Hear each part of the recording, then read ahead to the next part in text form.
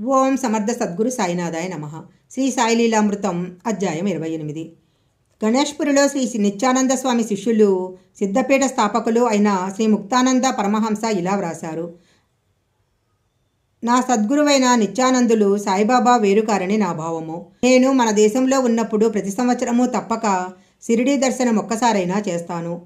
ప్రపంచ పర్యటన చేసినప్పుడు వేలకు వేల పటాలు పంచాను. పూణేలో ఒక కుటుంబము అటు సాయిబాబాకు ఇటు కాకా మహారాజుకు భక్తులే. ఒకసారి రఘునాథ్ మహారాజ్ గారిని తమ ఇంటికి విచ్చేసి కొద్ది రోజులు అక్కడ ఉండమని కోరారు. కానీ ఆయన అంగీకరించలేదు. అప్పుడు వాళ్ళు సాయిని దర్శిస్తే ఆయన చింతపడకండి, కాకా మహారాజ్ మీ ఇంటికి వస్తారు, ఒక్కరోజు కాదు 3 రోజులు మీ ఇంట్లో ఉంటారు అని ఆశీర్వదించారు. తరువాత చిత్రంగా శ్రీ కాకా మహారాజ్ అలానే చేశారు. శ్రీ సాయి ఆజ్ఞ మహనీయులకు కూడా శిరోధార్యమే. శ్రీ మాధవనాథ్ మహారాజ్ ఇండోరులో ఎందరినో భక్తి మార్గంలో నడిపించిన మహనీయులు. వీరికి బాబా పట్ల ఎంతో భక్తి శ్రద్ధలుండేవి. బాలాసాహెబ్ రేగే ఒకసారి వీరిని దర్శించి తిరిగి పూణే బయలుదేరుతుంటే ఆయన ఇలా అన్నారు, నువ్వు మొదట షిరిడీ దర్శించి తర్వాత ఇంటికి వెళ్ళు. ఈ జాబు బాబాకి ఇవ్వు. ఆ జాబులో దేవీ సాక్షాత్కారము మొదలైన ఎన్నో విషయాల గురించి ఆయన వ్రాశారు. రేగే షిరిడీ చేరేసరికి అర్ధరాత్రి అవటం వలన సమాధి మందిరం మూసేశారు. ఏమి చెయ్యాలో అర్థం కాక ఆ జాబుని ఒక కిటికీలో పెట్టి అక్కడే నిలబడ్డాడు. చిత్రంగా అతడు చూస్తుండగానే అతని కళ్ళ ఎదుట దృశ్యమంతా మారిపోయింది. అతని ఎదుట బాబా సమాధి ఉంది. దానిపైన ఒక దోమతెర తొలగించబడి ఉంది. కుడిపక్కగా తాను, ఎడమవైపున ఒక పొద్దపులి ఉన్నాయి. మరుక్షణమే కుడివైపు తన బదులు దేవీమూర్తి ఉంది. అది చూడగానే మాధవనాథులు జాబులో వ్రాసిన విషయం గుర్తొచ్చింది.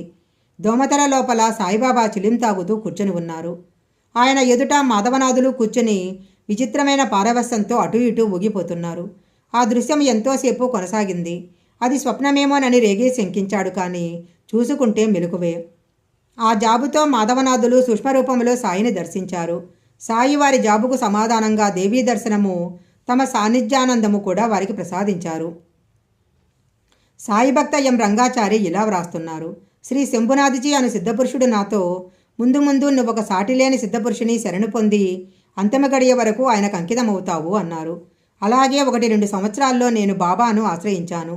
తరువాత 1940లో శ్రీ రామ్దాస్ గారు నిధులన్నింటికీ నిధి అయిన మహాత్ముని ఆశ్రయించావు, ఎప్పుడూ ఆయనను విడువకు అన్నారు. అలాగే 1959 విజయదశమికి పంపిన సందేశంలో శ్రీ స్వామి శివానంద, షిరిడీ సాయిబాబా అంటే ఆనందసాగరమే, అంతకంటే గొప్పది మరేముంది అన్నాడు.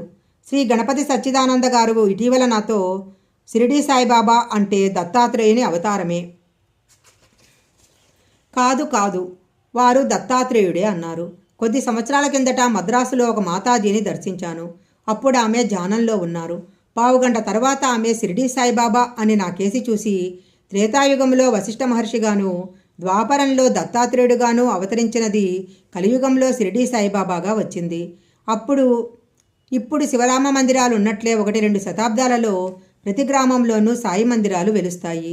అవి మన గ్రామీణ జీవితానికంతటికీ కేంద్రాలవుతాయి అన్నారు. ఒకసారి సమాధి చెందిన సిద్ధపురుషులు జ్ఞానమివ్వలేరని విన్నాను. నేను పుణే వెళ్ళినప్పుడు శ్రీ వాసుదేవానంద స్వామి ప్రత్యక్ష శిష్యులైన శ్రీ గుళవజీ మహారాజ్ అనే యోగి సాయిబాబాకా బేటా. శ్రీ సాయి విషయం అలా కాదు. ఆయన దత్తావతారమే కానీ కేవలం సిద్ధపురుషుడు కారు. సమాధి చెందాక కూడా వారందరికో శరీరంతో దర్శనమిచ్చి ఉద్ధరిస్తున్నారు. నువ్వు నడుస్తున్న బాట ఎంతో మంచిది, ఆ మార్గాన్నే పో అన్నారు. కాళహస్తిలో నివసించిన అవధూత గోపాలస్వామి సాయి భగవాన్ హై అన్నారు.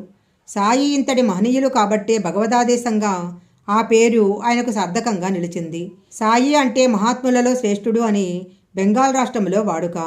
ఆ పేరుకు సర్వానికి అతీతుడు అని అర్థమని శ్రీ రామకృష్ణ పరమహంస చెప్పారు.